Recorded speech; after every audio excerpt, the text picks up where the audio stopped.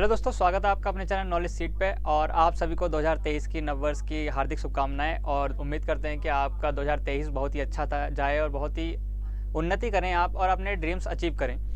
और अगर हम बात करें अपने एग्ज़ाम्स की, अगर हम एनटीए को लेके बात करें कि एनटीए यूजीसी नेट ने अभी अभी 2 ट्वीट आए हैं पीछे, जिन्होंने डिक्लेयर किया कि अगले 6 महीने में 2 बार एग्ज़ाम होने वाला है। मतलब एक बार फरवरी में होगा और एक बार जून में होगा।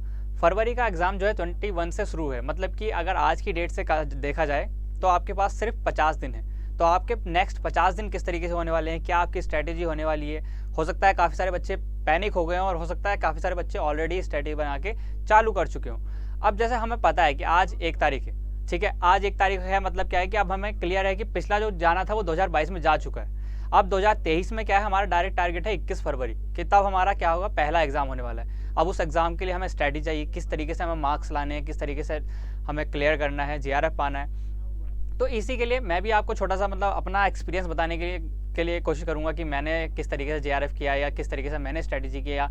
जैसे आज की डेट में अगर मुझे एग्ज़ाम देना होता और 21 तारीख को मेरा एग्ज़ाम होता तो मैं क्या करता, ये सब बातें करने के लिए मैं इस वीडियो में आपसे बात करना चाहता हूँ। और अगर आप लास्ट तक रहें तो अब कोई मेरी स्ट्रैटेजी पता चलेगी। बाकी जैसे 2023 के विषय आपके लिए, बाकी अगर हम स्टार्ट करें 2023 के जीआरएफ के लिए जो हमें अचीव करना है, तो देखो सबसे पहली बात तो ये है कि एग्ज़ाम का आपको क्लियर है कि एग्ज़ाम तो होना है, अनलेस अनटिल कोई अलग से ट्वीट ना आए। ट्वीट का मतलब कोई भी अलग से मतलब उन्होंने कोई नोटिस ना दिया हो या कुछ और सर्टेन समथिंग हो जाए, तब तक कि मान के चलते हैं कि हमारा फरवरी में एग्ज़ाम होना है।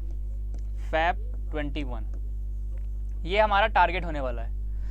अब कैसे हम स्टार्ट करें, सबसे बड़ी प्रॉब्लम यही होती है कि हम all of a sudden start नहीं कर सकते। तो स्टार्ट करने के लिए देखो सबसे पहला जो मैं कहूँगा, अगर मैं आपकी जगह हूँ तो सबसे पहले एक कोई भी किसी भी वेबसाइट से आप कहीं से भी एक मॉक टेस्ट दीजिए। आप मॉक टेस्ट देंगे, मॉक टेस्ट देके क्या होगा, सर हमारे मार्क्स नहीं आ रहे हैं, 40% मार्क्स आ रहे हैं, 300 में से 120 आ रहे हैं, हो सकता है आपके 200 आ जाएं या आप क्लियर कर रहे हो, बट स्टिल मैं मान के चलता हूँ एक बेसिक कि एक रियलिस्टिक अप्रोच हम यहाँ पे रखेंगे।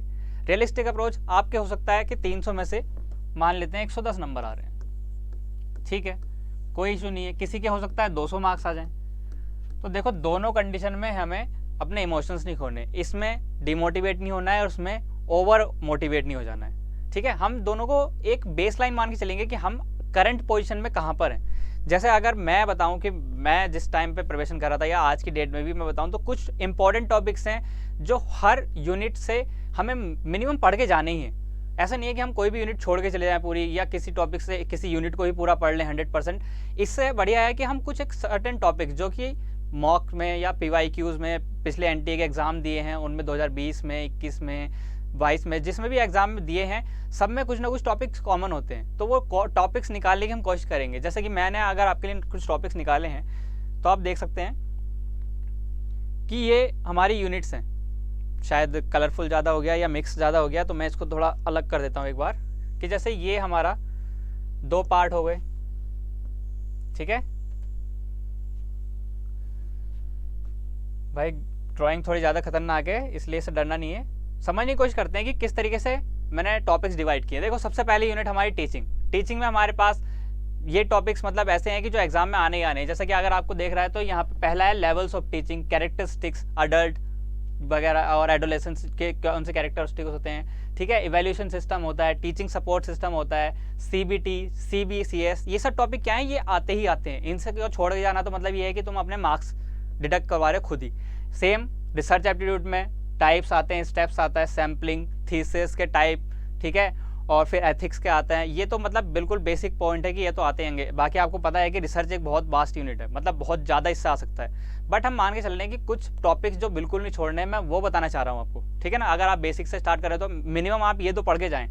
ऐसे अगर कम्युनिकेशन की बात करें तो कम्युनिकेशन में टाइप्स आते हैं, बैरियर्स आते हैं, 7 C's आते हैं, इफेक्टिव कम्युनिकेशन, क्लासरूम कम्युनिकेशन आता है, मास मीडिया के बारे में पूछता है, इंटरकल्चरल के बारे में पूछता है, ठीक है ना। ये पॉइंट्स अगर आप छोड़ के जा रहे हैं तो मैं आपसे सीधा सीधा कह रहा हूँ कि आप अपने मार्क्स घटा के जा रहे हैं, क्योंकि ये टॉपिक्स सब पढ़ के जाएंगे, ठीक है ना। और अगर करंट सिचुएशन की बात करें तो भाई, अगर मैं ये नहीं कहना चाहता कि आप 100% ना पढ़ें, अगर आपकी कैपेसिटी है तो आप 100% पढ़ सकते हैं। बट अगर 100% नहीं पढ़ सकते तो मिनिमम ये पढ़ के जाएं।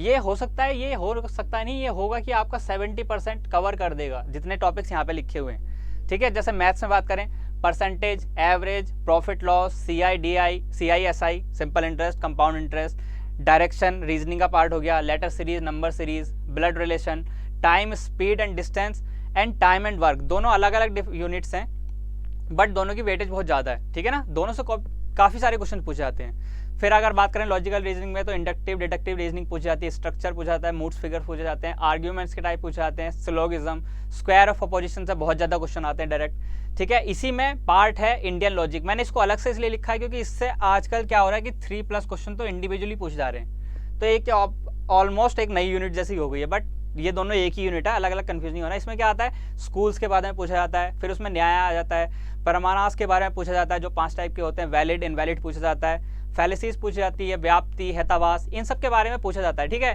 इन यूनिट्स के अलावा हमारे पास कौन सी यूनिट है, ये 3 यूनिट इसमें और बच रही हैं, अभी 3 नहीं एक्चुअली तो 5 बच रही हैं। यहाँ पे एक हमारी DI एंड RC मैंने नहीं लिखी है। ठीक है, इनको अभी डिस्कस करेंगे। जैसे अगर हम पीपल डेवलपमेंट की बात करें तो इसमें क्या भाई, SDG, MDG बहुत इंपॉर्टेंट। ठीक है, इसी के साथ क्या है, प्रोटोकॉल्स आ जाती हैं, नगोया, क्योटो, मॉन्ट्रियल किससे रिलेटेड हैं, उनसे क्या, कौन से ईयर में आई हैं, किससे क्या होता है, किस में किस चीज़ के ऊपर फोकस दिया गया है, ऑक्सीजन, ओजोन लेयर के बारे में किस में कहा गया है, इस टाइप के क्वेश्चन बनते हैं इससे। ठीक है, फिर एनर्जी रिसोर्सेज पूछे जाते हैं कि रिन्यूएबल सोर्सेज कौन से हैं, नॉन रिन्यूएबल कौन से हैं, एनवायरनमेंट का पार्ट आ जाता है इसमें ही। ठीक है, एटमॉस्फेयर आ जाता है, लेयर्स के बारे में पूछा जाता है, नेचुरल हजार्ड्स के बारे में पूछा जाता है, फ्लड कैसे आती है, मतलब कैसे एरियाज में आ सकती है। ठीक है, एवलांचे क्या होता है, इन टर्म्स को सीधे पूछ लेता है। टाइप ऑफ पॉल्यूशन बहुत पूछा जाता है, noise, air pollution, sound pollution. ठीक है ना, इन सब के बाद अगर हम एक यूनिट पकड़ें हायर एजुकेशन, इसमें क्या है, एनसीईआरटी यूनिवर्सिटी के बारे में पूछा जाता है, नालंदा, तक्षशिला, इन सब के बारे में सब कुछ पूछा जाता है। ठीक है, और ये बहुत ज़्यादा पूछ रहा है आजकल। ठीक है, फिर वैदिक पीरियड का पूछा जाता है, प्री इंडिपेंडेंस, पोस्ट इंडिपेंडेंस से क्वेश्चन आते हैं कि किस तरीके से हायर एजुकेशन एवोल्यूशन हुआ, किस तरीके से इवॉल्व हुआ। ठीक है, टाइप ऑफ कॉलेज या यूनिवर्सिटी कह दीजिए, इनसे पूछा जाता है। ठीक है ना, स्टेट यूनिवर्सिटी के क्या फंक्शन होते हैं, डीम्ड यूनिवर्सिटी कैसे होती है, उसके क्या रूल्स होते हैं, क्या क्राइटेरिया होता है एक यूनिवर्सिटी को डीम्ड यूनिवर्सिटी बनने के लिए। ठीक है, और फिर हमारे पॉलिसीज़ आती हैं, कुछ हायर इंस्टीट्यूशंस आते हैं या हायर, जैसे कि NAC होता है, NAC क्या करता है, NBA क्या करता है, UGC किसका फॉर्म हुआ, UGC का हेडक्वार्टर क्या है, AICTE क्या है, इस तरीके के क्वेश्चन डायरेक्ट बनते हैं। तो देखो ये टॉपिक जितने मैंने छाट के लिखे हैं ये ऐसे हैं कि इनको छोड़ के बिल्कुल नहीं जाना है। ठीक है, फिर आते हैं हम ICT यानी कंप्यूटर पे। कंप्यूटर यूनिट में क्या है हमारे पास, सबसे पहले बेसिक्स, क्या इनपुट डिवाइसेस, आउटपुट डिवाइसेस, कैसे वर्क करता है, क्या क्या वर्किंग होती है, कंपोनेंट्स में आ जाएगा। ठीक है, टाइप ऑफ कंप्यूटर्स, साइज़ के अकॉर्डिंग कैसे होता है, पर्पस के अकॉर्डिंग कैसे होता है, जनरेशन पूछ लेगा, first, second, third, fourth, fifth. First generation में क्या यूज़ होता था, वैक्यूम ट्यूब किस में यूज़ होते थे, ट्रांजिस्टर किस में यूज़ होते हैं। ठीक है ना, डिवाइसेस, इनपुट आउटपुट, कौन सा डिवाइस इनपुट होता है, कीबोर्ड क्या होता है, प्रिंटर क्या होता है, प्रिंटर के टाइप्स क्या क्या होते हैं, ईमेल बहुत ज़्यादा पूछा जाता है, ईमेल्स के बारे में। ठीक है, इंटरनेट आ जाता है, नेटवर्किंग, टोपोलॉजी पूछ लेता है नेटवर्किंग में, मेमोरी सिस्टम बहुत ज़्यादा पूछाता है, इसमें कन्वर्जन भी आता है, ये आते हैं ना MB, KB, TB, GB, ये सब किस में आता है, मेमोरी में आ जाता है। सिक्योरिटी टर्म्स आ जाती हैं, क्योंकि आजकल सिक्योरिटी पे बहुत ज़्यादा हार्म हो रहा है, सिक्योरिटी पे बहुत ज़्यादा बात हो रही है हायर एजुकेशन में, क्योंकि हायर एजुकेशन में सब कुछ डिजिटल करने के तरफ हम जा रहे हैं। अब डिजिटल करने जा रहे हैं तो भाई डिजिटल थोड़े हार्मफुल भी है, तो वही क्या आता है यहाँ पे, साइबर सिक्योरिटी, साइबर टर्म्स आ जाती हैं। ठीक है, साइबर टू रिलेटेड। फिर फुल फॉर्म्स यहाँ से बहुत ज़्यादा पूछी जाती हैं। इस बार आई है क्या, CPU की फुल फॉर्म। ठीक है, HDMI की फुल फॉर्म। ठीक है, फिर डिजिटल इनिशिएटिव, ये तो आपको पता ही है, बहुत ज़्यादा पूछे जाते हैं, और खासकर किसके साथ मिक्स होकर बहुत पूछे जाते हैं हायर एजुकेशन में, टीचिंग एप्टीट्यूड में, और इसमें जैसे कि एक एग्जांपल दूँ तो NDL। ठीक है ना, नेशनल डिजिटल लाइब्रेरी, इस तरीके के क्या है इनिशिएटिव, बहुत सारे इनिशिएटिव हैं जो आजकल बहुत ज़्यादा कर रहे हैं। ठीक है ना, गवर्नमेंट बहुत ज़्यादा फोकस कर रही है इन सब पे। ठीक है, अब जो 2 यूनिट मैंने छोड़ी हैं, DI और RC, सर इनका क्या, देखो भाई इनका क्या है कि इनका तो जितना प्रैक्टिस करो उतना कम। ठीक है ना, एक DI एक RC अगर रोज प्रैक्टिस करते हैं तो तब भी आज की डेट से एग्जाम की डेट तक 50 DI और 50 RC कर चुके होंगे आप, और जो कि मोर देन इनफ है, इतने तो करे ही, मैंने खुद नहीं किया आज तक। ठीक है ना, तो इसमें क्या है, इसमें भी हम अगर स्ट्रैटेजी की बात करें कि स्ट्रैटेजी किस तरीके से फॉलो करनी है, चलो टॉपिक्स हो गए।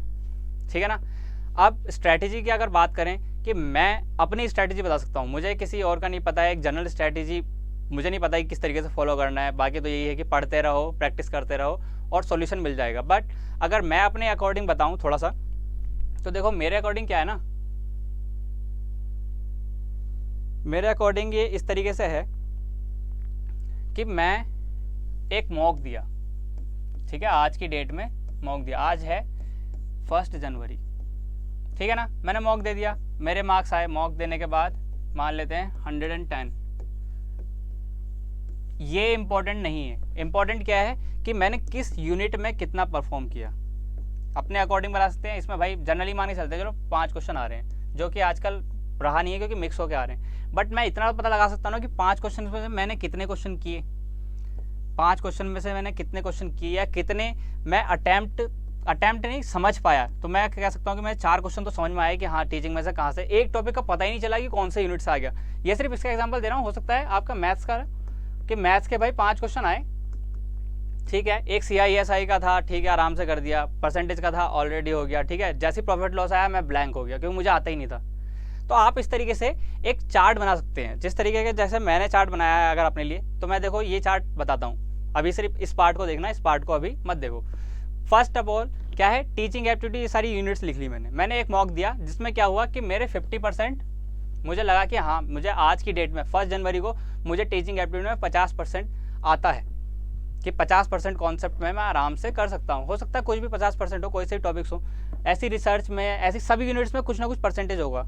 ये एक ओवरऑल परसेंटेज है कि आज की डेट में मुझे पेपर 1 52% आता है कि अगर मैं एग्जाम दूँ या कोई भी मॉक दूँ एक जनरल, तो मेरे क्या होंगे 100 में से 52 मार्क्स आ जाएंगे। बट ये आप भी जानते हैं कि 52 मार्क्स इनफ नहीं है, अगर हमें JRF क्वालिफाई करना है तो 52 मार्क्स से नहीं होगा, ये मिनिमम 70 प्लस चाहिए, वरना अब तो अगर बात करें तो 80 प्लस पे जाके आप सेफ स्कोर मान सकते हैं किसी भी सब्जेक्ट में, किसी भी उस पर, ठीक है ना। तो मैं मान के चलता हूँ कि एक सेफ स्कोर हम पहले 70 को अप्रोच करते हैं, फिर 80 को करते हैं, यहाँ तक ठीक है।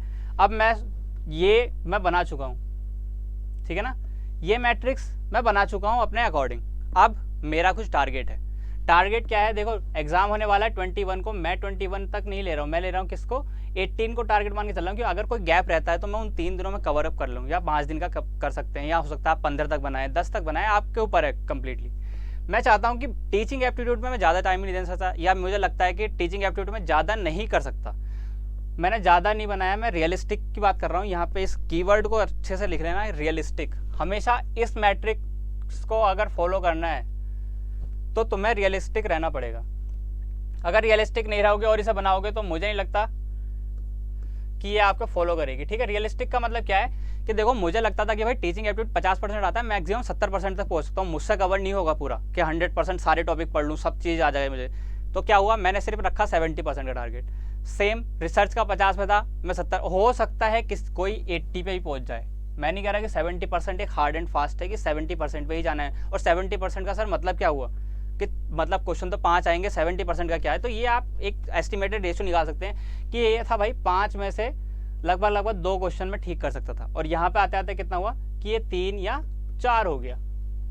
इम्प्रूव हुआ ना कि अब मैं 4 क्वेश्चन अटैम्प्ट कर सकता हूँ। इस तरीके से हर किसी में इम्प्रूव करना है कुछ ना कुछ करके।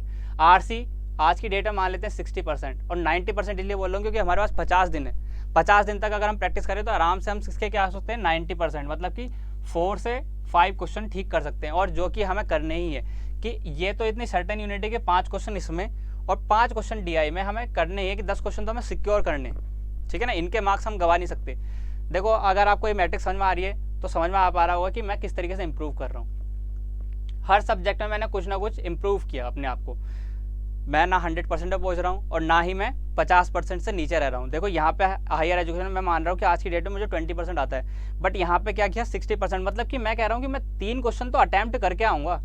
2 क्वेश्चन की मैं गारंटी नहीं ले रहा, 5 में से 2 क्वेश्चन मुझे बिल्कुल समझ नहीं आए, बट ये पक्का श्योर है कि मैं इतना थोड़ा थोड़ा देख लूँ कि मैं एटलीस्ट 3 क्वेश्चन अटैम्प्ट कर सकूँ। अगर आप समझ पा रहे हैं कि मैं किस तरीके से इसको बोल रहा हूँ। ऐसी 80% का मतलब 5, ये 5 क्वेश्चन हो गए, ये 3 ले लेते हैं, 4, कुछ भी ले सकते हैं आप।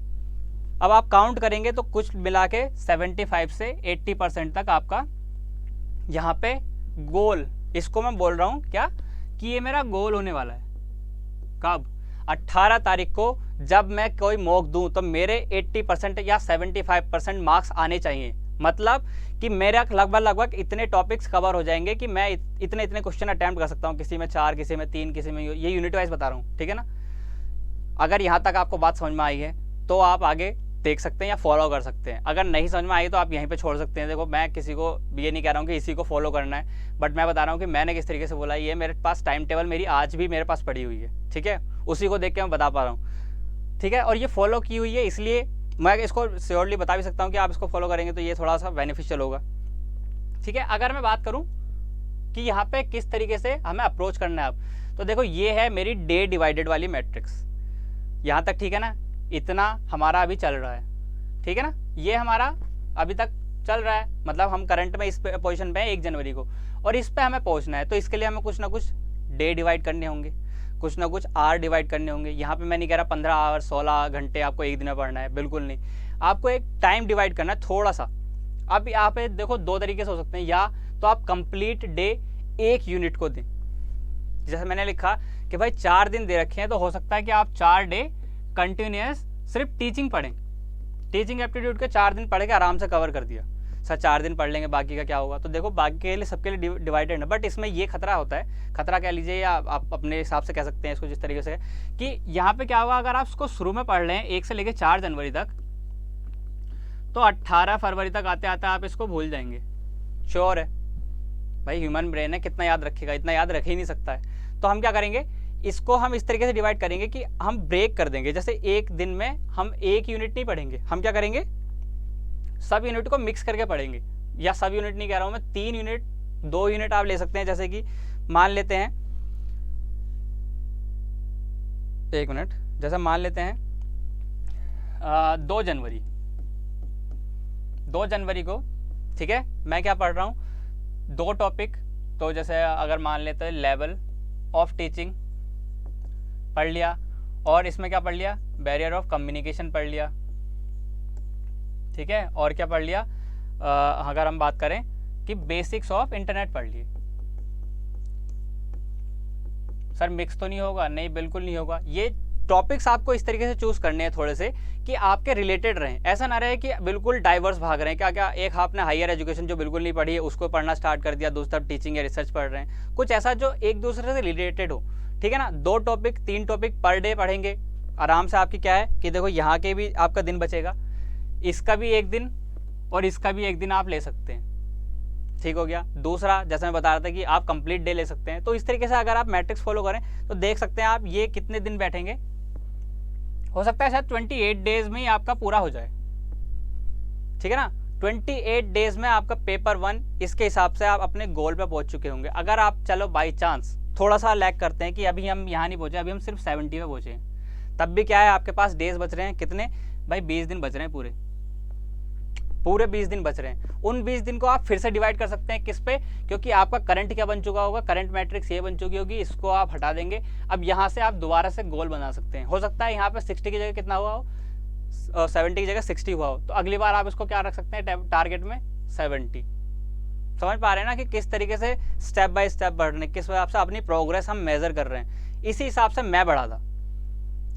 किसी को शायद ये समझ में आ रहा हो कि क्या ये नंबर्स लिख रहे हैं और किस तरीके से काटापीटी चल रही है, बट ये एक पूरी फुल फ्लैज स्ट्रेटेजी है जो मैं फॉलो करके मैंने अपना जीआरएफ क्लियर किया है। और आप भी इसको फॉलो करें तो मैक्सिमम चांसेस है कि आप भी इसको क्वालिफाई कर लें, ठीक है ना। ऐसे ही अगर हम बात करें तो सेम हमारे पास है क्या भाई, पेपर 2 के लिए सेम फॉलो करना है। पेपर 2 के लिए उसको भी क्या करना है, यूनिट लिख लेनी है अपनी, यूनिट 1 2 3 4, और लिख लेना है कि भाई मैंने इसे 40% कर रखा है, 20% कर रखा है, या 80% कर रखा है। इस हिसाब से अपनी यूनिट डिवाइड कर लीजिए, जो मुझे अच्छी आती हैं, जो मुझे मीडियम आती हैं, और जो मुझे बिल्कुल नहीं आती। और अपना गोल देख लीजिए कि हाँ मैं इसको कर भी कर सकता हूँ कि नहीं कर सकता हूँ सब्जेक्ट। अब मान लो किसी के पास टाइम ही नहीं है बिल्कुल पढ़ने का, ठीक है ना, तो उसका तो भाई 20%, ज़्यादा 40% हो जाएगा। तो ये भी एक अच्छी चीज़ है कि इम्प्रूव हो रहा है, ठीक है ना, क्योंकि आपको बाकी में कवर करना है। जो आपके स्ट्रॉन्ग पॉइंट्स हैं ना, उनको ज़्यादा कवर करने की कोशिश करें इन 50 दिन में। ये मेरी रिकमेंडेशन है, ठीक है ना। तो यही मेरी पेपर 1 और पेपर 2 की स्ट्रैटेजी है। अगर मैं आपकी जगह हूँ और नेक्स्ट 50 दिन मुझे अगर प्रिपेयर करना है तो मैं इसको इस तरीके से फॉलो करूँगा, ठीक है। अगर बाकी किसी का कोई सजेशन है या किसी को कोई पॉइंट लगता है कि मैं इसमें मिस कर रहा हूँ या लैग कर रहा हूँ या ये गलत बताया है, ऐसा नहीं हो सकता है, तो आप कमेंट्स बॉक्स में आराम से लिख सकते हैं, आपका सजेशन बिल्कुल लिया जाएगा। ठीक है, बाकी अगर आपको कोई गाइडेंस चाहिए हो तो आप कमेंट बॉक्स में आराम से ओपनली लिख सकते हैं कि आपको कौन सा टॉपिक पढ़ना है या कौन सा टॉपिक मैंने मिस कर दिया, बहुत ज़्यादा इंपॉर्टेंट है। ठीक है, तब तक के लिए आपका नया साल बहुत ही अच्छे से बीते और 50 दिन तक अच्छे से तैयारी करने के बाद आपका रिजल्ट बहुत अच्छा आएगा, आप आराम से JRF क्वालिफाई कर सकते हैं। बाकी 2023 में आपको बहुत अच्छी अच्छी खुशखबरी मिले, 2 बार एग्ज़ाम ऑलरेडी 6 महीने में है, तो आराम से आपके पास बहुत ही सुनहरा मौका है कि आप अपना JRF क्वालिफाई कर सकते हैं। बाकी आप शेयर कर सकते हैं अपने थॉट्स, और बाकी सबको happy new year. Thank you.